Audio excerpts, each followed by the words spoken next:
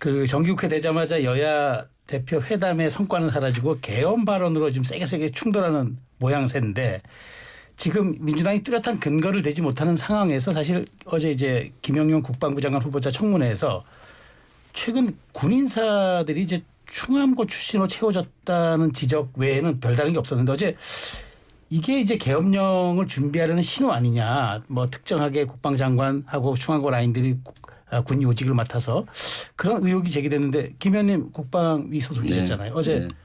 어제 이런 부분들 충돌하는 거 마침 네. 현장에 계셨으니까. 네. 그 사실은 뭐 근거를 대라고 하는데 근거는 저는 여러 가지 꼭 맞다고 봐요. 일단 특검할 그럼 계엄 네, 가능성이 있다고 보시는 거예요? 그렇죠. 가능성이 어떤 있죠. 근거를? 왜냐하면은 구조가 일단은 계엄할 수 있는 구조로 돼 있고요. 유혹을 받을 수가 있죠. 예를 들어서 특검을 건의할 수 있는 사람이 두 사람이거든요. 행안부 계엄을 장관. 건의할 수 있는 사람. 예, 국방장관. 법의 국방부 장관과 행안부 네. 장관 두 명인데 네. 건의할 수 있는 사람 두 사람도 다 충암고 출신이잖아요. 그다음에 이제 계엄을 그렇게 해서 국무회의를 거쳐서 대통령이 제가를 하면 계엄이 선포돼요. 그러면 계엄 실행의 핵심 키맨은 세 사람이에요. 국방부 장관하고 계엄사령관, 합동수사본부장. 여기 합동수사본부장은 방첩사령관이 합니다. 네. 이 키맨 세 명 중에 국방부 장관과 방첩사령관 옛날에 보안사예요. 네. 예, 거기 두 명이 이미 채워지는 거죠. 충암고로. 계엄사령관은 본인들 입맛에 맞는 사람을 하면 되는 거거든요. 그것은. 그리고 또 계엄사령관도 합참의장이 아니냐 육군총장이 아니냐 누구를 지명할 수 있는데 최근 올봄민사에서 합참차장이 3스타였는데 4스타로 또 바꾸었거든요. 그러니까 충분한 그런 구조가 만들어져 있는 거예요.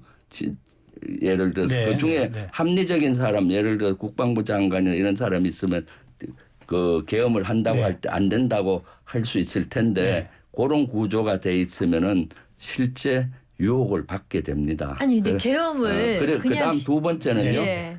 지금 윤석열 정부 대통령이 수시로 얘기하는 게 뭐예요? 반국가 세력, 반자유 세력, 뭐 반통일 세력 네. 해갖고 갈라치기 하면서 정부를 비판하는 사람들을 그룹을 거의 반국가 세력으로 몰고 있잖아요. 이러한 것들은 다 이러한 계엄이 가능성을 점점 높이는 거죠. 예를 들어 계엄 안 하겠다 하면은 본인들이 인사를 취소하면 되는 거예요. 국방부 장관을 취소해버리고 사퇴시키든가 방첩사령관을 하면은 그런 의혹을 안 할 텐데 말로만 뭐 그렇지. 그럼 당장 김용현 국방부 장관 후보자가 지명되기 전에는 그런 의혹이 제기되지도 않았어요. 구조가 만들어지는 거죠. 그러면은 그러한 여건이 되는 거고요. 그래서 여러 가지 그런 것들에 의해서 국민적으로 사실 계엄은 우리 국민적인 트라우마잖아요. 해서는 안 되죠. 이런 시대에 어떻게 할 수 있습니까? 그렇지만은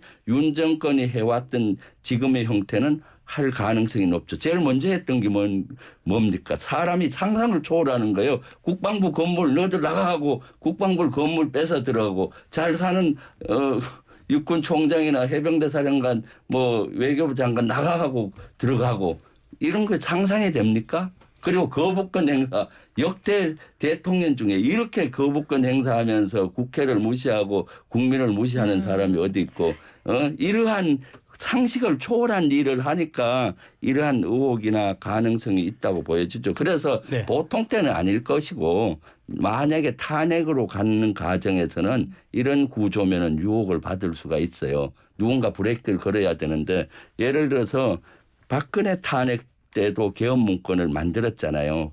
그 방첩 사령부에서. 나중에 근거 없는 것으로 또 아니 근거가 아니라 만든 건 사실이고 그것이 실행 목적이냐 훈련 그렇죠. 목적이냐인데 네. 훈련 목적을 재판부에서 손을 들어준 네, 네. 거예요. 그런데 사실은 그것은 그 방첩사 그 당시 보안 기무사에서 만들면 안 돼요. 그리고 거기에서도 보면 국민의힘에서 가반 이상 국회에서 찬성하면 계엄 해제된다 하잖아요. 네. 그 계엄 문건에도 2분의 1 제적 가반을 막기 위해서 여러 가지 방안들이 거기 알겠습니다. 있어요. 그러니까 네네. 다. 근데 의원님 네. 계엄을 왜 한다고 생각하세요? 이 시점에서? 예를 들어서 탄핵 정국으로 간다고 했을 그러면 때 탄핵하실 계획이 있으신가요? 아니 탄핵 네. 하실 계획이 아니죠. 예, 그거는 예. 윤석열 아니 그러니까 이건 지금 가정의 가정이라 아니 탄핵이 될 윤석열 것 대통령이 같으니까 예. 중대한 범죄를 저지르면은 탄핵으로 가는 것이지 네. 그것은 윤석열 정권에 달린 것이지 우리에 달린 게 아니에요. 네, 그러니까 알겠습니다. 지금 네네. 해병대 특검법이든 이런 것들 그 김건희 특검법 거부하는 이유도 거기에 중대한 범죄가 있을 가능성이 있으니까 거부하는 것 아니냐라는 국민적인 의혹이 있을 수밖에 없잖아요. 예, 받으면 되는 거죠. 네. 뜻하면은. 네. 근데 지금 말씀하신 게 쭉 요건 뭐 국방장관의 역할, 방첩사령관의 역할 뭐 등등 이런 그 요건들의 그 전 전제가 뭔가 하면은 계엄을 그냥 대통령 하고 싶다고 하는 게 아니거든요. 네. 우리 그때 전두환 노태우 그 신군부가 네. 네. 계엄을 마음대로 했다가 네. 계엄 선포했다가 네. 그다음에 확대했다가 네. 나중에 그게 헌법적 요건, 법률적 요건이 안 맞으니까 내란죄로 네.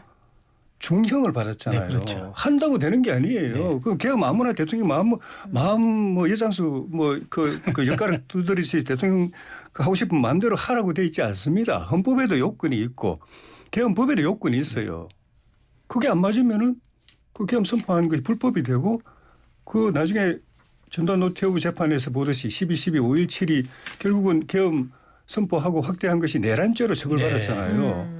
그래서 못하는 겁니다. 그런데 지금 쭉 말씀 들어보면은 그 요건을 다 그냥 그 야당이 다 동의해 주는 것 같아요. 네. 그렇죠. 첫째는 헌법에 국가 비상사태라 해야 할 수 있다고 네, 돼 있거든요. 전시 또 전시 사변 사변 또 그에 준하는 비상사태에 네. 준하는 네. 국가 상황이 비상사태가 발생해야 해야 되는 겁니다. 하는 거죠. 네. 야당은 지금 계엄 가능성이 있다고 말하는 거는 전시 사변 또는 그에 준하는 국가 비상사태가 일어나거나 네. 또는 일으킬 생각을 하는 것 같은 느낌을 주고 네. 네. 두 번째는 그렇다 하더라도 대통령이 그 선포해도 야당에서 과반수가 네. 동의하면은 못하게 돼 있어요. 네. 바로 취소됩니다. 네. 근데 동의를 해줘야 국방장관이 역할을 하고 뭐 네. 김용현 장관이 역할을 하고 네. 뭐 방첩사령관 역할을 하는데 동의해 줄 듯이 지금 말씀하셔야 돼요. 근데 그건 아니잖아요. 네. 동의 안 해줄 거잖아요. 바로 그냥 부결시켜 버릴 거잖아요. 네. 그러니까 이제 그 이재명 대표가 그 국회 자체가 못 열리게 네. 과반수 성원 자체가 안 되게. 표결이 안 네, 되게 네, 예. 야당 의원 42명을 체포 구금할 거 네, 네. 그 얘기를 아니냐라고 돼 했죠. 있는데 체포 구금도 대통령이 마음대로 체포 동의안을 해야죠. 군사력 계엄사가 마음대로 합니까?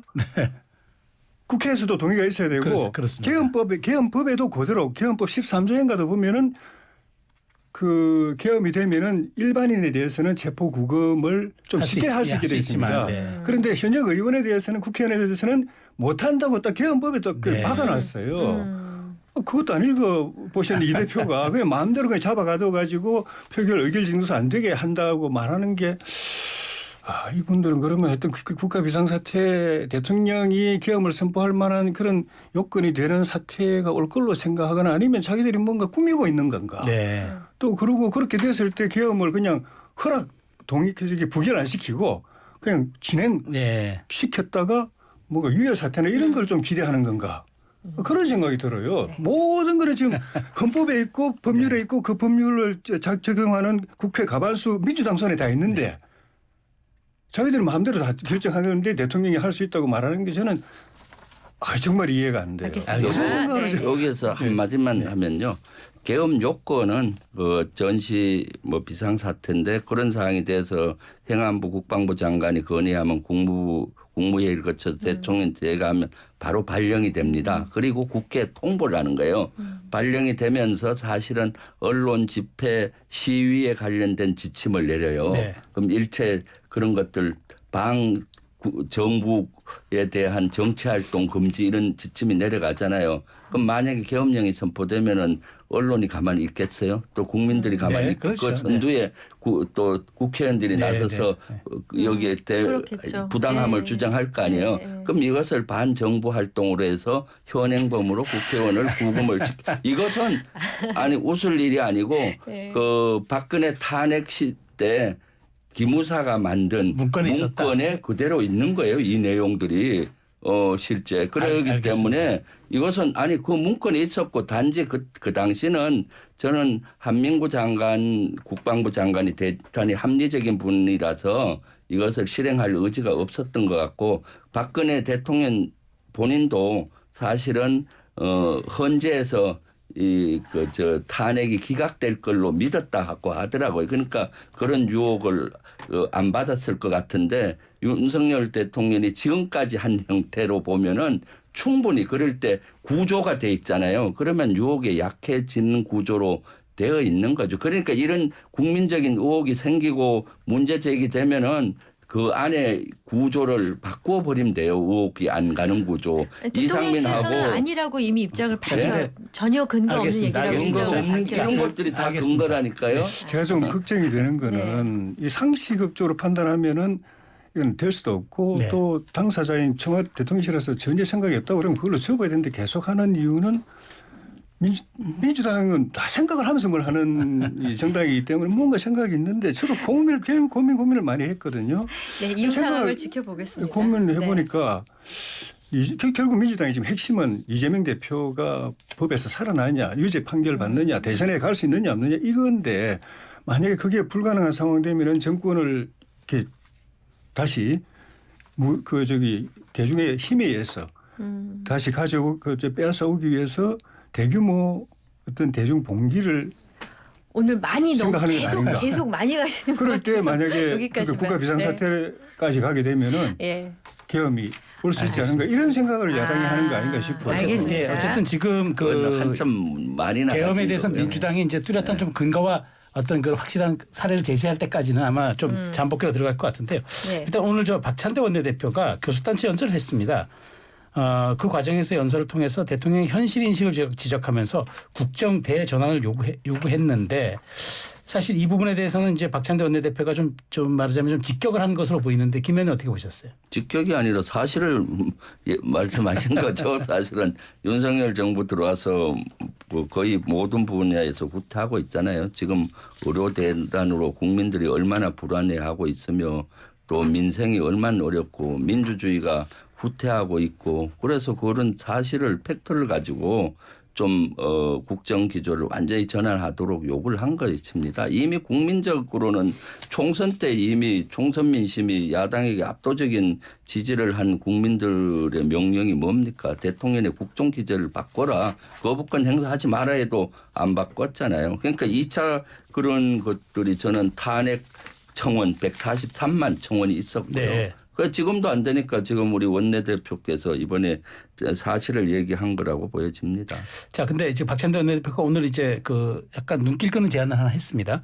의료계와 정부도 참여하는 여야정 비상협의체를 만들자고 제안했는데 사실 요즘 의료 상황이 별로 좋지 않다는 게 중론인데 정부가 응할 가능성이 있다고 보십니까?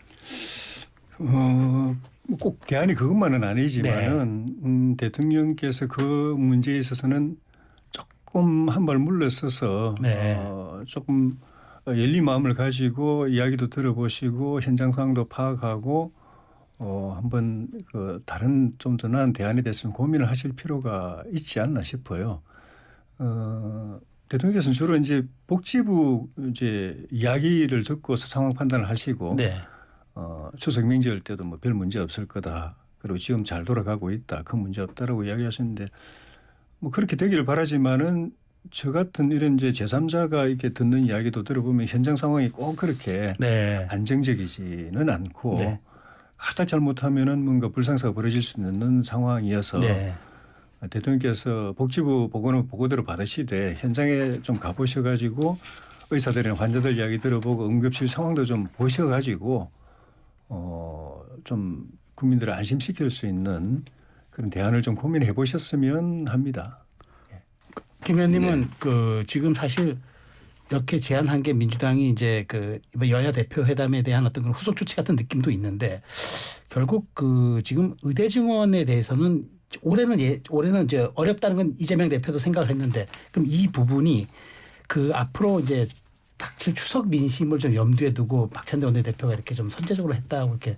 추석 민심보다도 지금 국민들이 가장 불안해하는 분야가 의료 대란입니다. 지금 병 걸리지 마라. 특히 밤이나 주말 이럴 때는 아프면 안 된다. 갈 병원이 없어요. 그리고 요새는 구급차 뺑뺑이를 하다 보니까 구급차 잡기조차도 어렵고요. 네. 이러한 그러면서도 여러 가지 지금 여건이 안 좋아서 실제 응급 환자들이 골든타임을 넘겨서 실제 사망으로 이르는 사건들이 너무 많이 일어나고 있기 때문에 불안하잖아요. 그래서 네. 야당이더라도 여기에 손 놓고 있어서는 안 된다. 이거 빨리 해결을 해야 된다 해서 그런 제안을 한 네. 것이고요. 실제 의료 대란 이것을 누가 만들어냈습니까? 지금 윤석열 정부에서 이러한 정책을 졸속으로 이렇게 막 하다 보니까 이렇게 이 지경까지 가고 있는 거거든요. 그래서 이것은 그냥 방치해서는 안 된다. 네. 무엇보다도 국민의 생명 안전이 가장 중요하기 때문에 윤석열 정부도 그렇고 국민의힘도 그렇고 지금 빨리 여야 다 머리를 맞대고 이것을 지혜를 모아야 된다라고 생각합니다. 알겠습니다. 자, 그러면 이제 다음 이슈 가보겠습니다. 검찰이 문재인 전 대통령 옛 사위 서모 씨에 대해서 특혜 채용 의혹 수사의 속도 높이고 있는 가운데 추석 이후에 이제 순서대로 이제 아마 지금 나머지 그 참모들 조사가 다 끝났으니까 문다혜 씨 이제 소환 조사가 예상되고 있고 그 이어서 문 전 대통령 김정숙 여사 다 소환이 예정돼 있다라는 지금 보도들이 나오고 있습니다. 가능성 얼마나 보십니까? 그렇게 할 수밖에 없죠. 갈 수밖에 없다. 네. 예, 저기 검찰의 저 문서에 보면은 문 대통령도 사실상 공범으로 돼 있잖아요. 피의자로 피의자니까. 적시돼 있다고 그러더라고요. 네. 공범으로 돼 있기 때문에 아마 김정숙 여사도 그렇게 돼 있던가 하여튼 조사 현재서 대상에는 문재인 전 대통령만 돼 있다는 예, 조사 보도입니다. 대상에는 하여튼 포함이 된다는 보도가 있던데 네. 뭐 조사할 수밖에 없는 상황이고 네. 그에 대해서 문다혜 씨도 굉장히 격하게 반발하고 문재인 대통령 부부의 심기도 비슷하지 않을까 싶긴 한데 그런 것들이 처벌 가능하게 새로운 기준을 만든 게 문재인 정권이었습니다. 네. 그때 박근혜 대통령 적폐청산이라는 적폐몰이를 하면서 제 법상식으로는 그전에 없었던 경제 공동체라는 개념을 만들어내 가지고 전혀 가족도 아니고 혈연 관계도 아닌 이 최순실 씨를 박근혜 대통령하고 경제 공동체로 엮어 가지고 최순실 씨가 자기 딸 때문에 이렇게 도움받은 거 삼성으로부터 도움받은 걸 대통령이 뇌물받은 걸로 그렇게 해가지고 대통령이 엄청 박근혜도 처벌받게 했잖아요. 그런데 이 경우는 남도 아니고 가족이에요. 네. 가족이라도 완전히 서로 살림을 따로 하고 경제 수입 시출이 별도이면 이 독립생계라고 해가지고 이제 그러지만 이때는 문재인 대통령이 계속 딸하고 사위가 어떤 경제 상황인지 모르겠지만 생활비를 계속 준 걸로 되어 있거든요. 그 경우는 혈연 관계이지 또 그런 경제적 지원을 하는 생계를 도와주는 책임져 주는 관계이지. 그러니까 빼도 박도 못하는 경제 공동체죠. 네.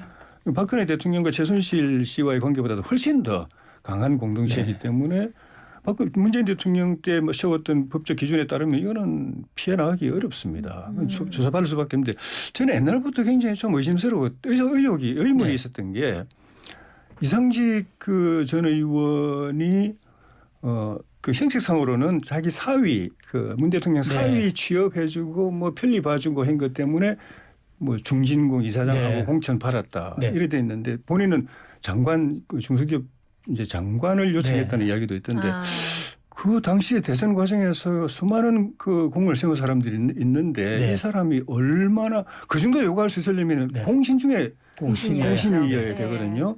얼마나 큰 엄청 공을 세웠나 보다라고 제가 감을 그래 느꼈어요. 그런데 사위 취직 자리 알아봐주고 그거 때문에 이 사람이 이렇게 대통령을 향해서 감히 장관 시켜달라 공천 달라 이랬을까? 제 상식이 안 맞는 거예요. 그런데 맨날 요 사건만 가지고 이러고 있더라고요. 그래서 제대로 좀 검찰이 좀 들여다봐야 되는 게 이 사건도 이 사건대로 엄정하게 처리해야 되지만 다른 일은 없는지도 좀 봐야 된다고 봅니다. 하나만 더 여쭤보면 예. 그럼 만일 문 전 대통령 소환 조사 받는다면 예. 시기하고 방식은 어떻게 될 거라고 보세요? 이 길게 까면은 오히려 검찰이 곤란해질 겁니다. 안 그래도 네. 지금 정부 바뀐 지 얼마나 됐는데 아직도 인제 와서 조사하는 이야기 듣고 있거든요. 네. 그러니까 괜히 뭐 다른 그 구설 논란에 휘말리잖아요. 네. 여기도 계속 끌면은 더 검찰이 곤란해질 거기 때문에 빨리 하지 않을까 싶고 네. 뭐 장소나 이런 거야 그 이원석 총장 원칙대로 한다면 검찰 소환, 청사 소환이 맞겠지만은 뭐 그건 또 양측이 협의해서 하겠죠. 네. 자, 근데 어제 검찰이 이렇게 좀 수사에 속도를 내고 있으니까 그 문다혜 씨가 어젯밤에 SNS에 글을 올려서 우리는 경제 공동체가 아니고 운명 공동체다. 이쯤 되면 막가자고 발끈하는데 또 국민의힘 장해찬 전 최고위원 같은 경우는 경제 공동체가 아니라 운명 공동체라는 건 이미 같이 공모했다는 걸 또 얘기를 인정을 한 거다 이렇게까지 나오는데 이 문재인 전 대통령 측의 반발에 대해서는 어떻게 보십니까?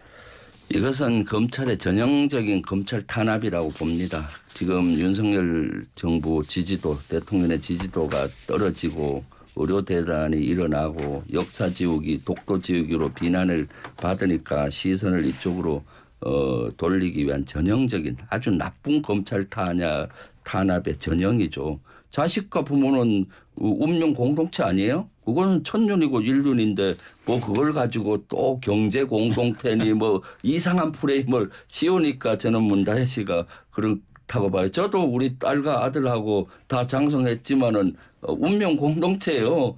딸이 아프면 저도 아픈 거고 아들이 아프면 저도 아프죠. 그렇지 않아요? 그런데 이걸 뭐 경제 공동체 프레임을 씌워갖고 과거에 그 있지도 않는 죄를 저는 만들어서 이렇게 문재인 전 대통령 그 창피주기 이런 물타기 이런 걸 전형이 아주 나쁜 검찰의 전 정부 죽이기였죠. 사실 윤 정부 들어와서 윤 정권이 제일 먼저 한 게 뭐예요? 문재인 정부 죽이기 했거든요. 서해 공무원 피격 사건.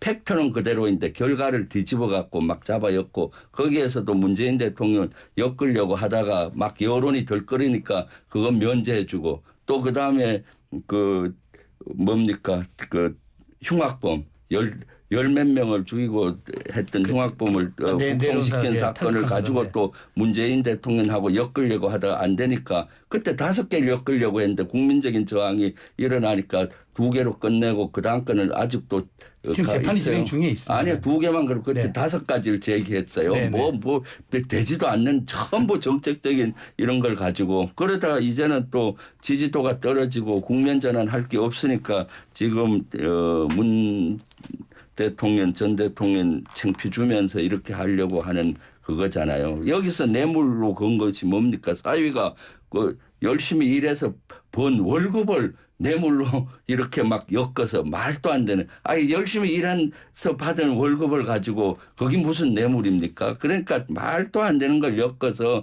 창피 죽이고 이것은 제2의 노무현 대통령 때 덮어 씌웠던 논두렁 시계 이 사건과 비슷하게 지금 엮고 있는 전형적인 아주 나쁜 검찰 탄압의 한 형태라 보이고요. 참 좀 분노스럽기까지 해요. 하나 더 질문 드리면 네. 근데 과거에 지금 올 초에 불거졌던 김정숙 여사 타지마할 사건 그때는 민주당이 약간 소극적 대응을 좀 하다가 이번에는 이재명 대표를 포함해서 당에서 대책기구를 만들 정도로 강력하게 대응해주고 있거든요. 네. 왜 기류가 똑같이 영부인 문제였고 대통령의 문제였는데 네. 기류가 약간 바뀐 이유는 당내에서 따로 좀 나온 게 이거는 있습니다. 당 지도부가 새로 바뀌었잖아요.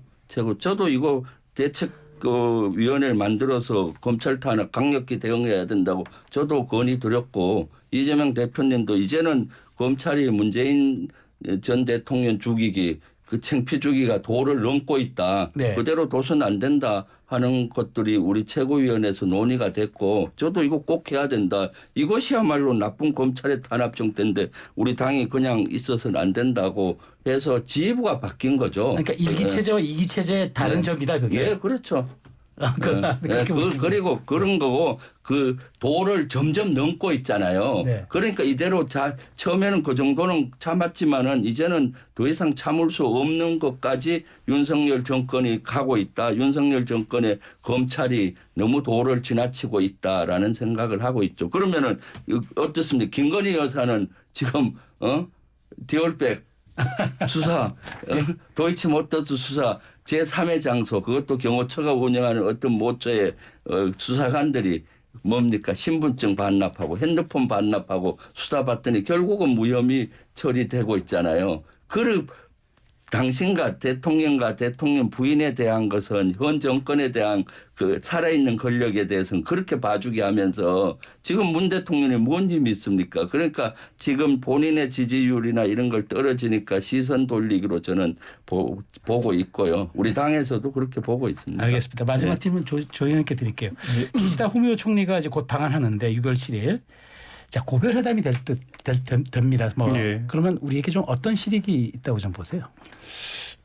기시다 총리가 총리직에 다시 도전하는 것뿐이지 정치를 그만두는 건 아니거든요. 네네네. 아마 아베 총리처럼 다시 또 총리로 컴백할 가능성도 얼마든지 있고 한일 관계 정상화를 자기의 가장 큰 치적 중에 하나로 생각하고 또 국민에게 이야기하고 있고 그건 또 우리 윤 대통령의 치적이기도 하고 그래서 그거를 서로 한번 확인하는 의미가 있고 우리로서는 일본 정계의 유력한 지도자를 우리 뭐 흔히 하는 말로 친한파로서 계속 그 관계를 맺는 것이 우리 국익에 굉장히 도움이 되기 때문에 이런저런 대통령도 뭐 임기 말이기 때문에 고민이 없을 수는 없겠지만은 그런 측면에서 국익적 차원에서 멀리 내다보고 결정을 하신 거 아닌가 싶습니다. 알겠습니다. 네.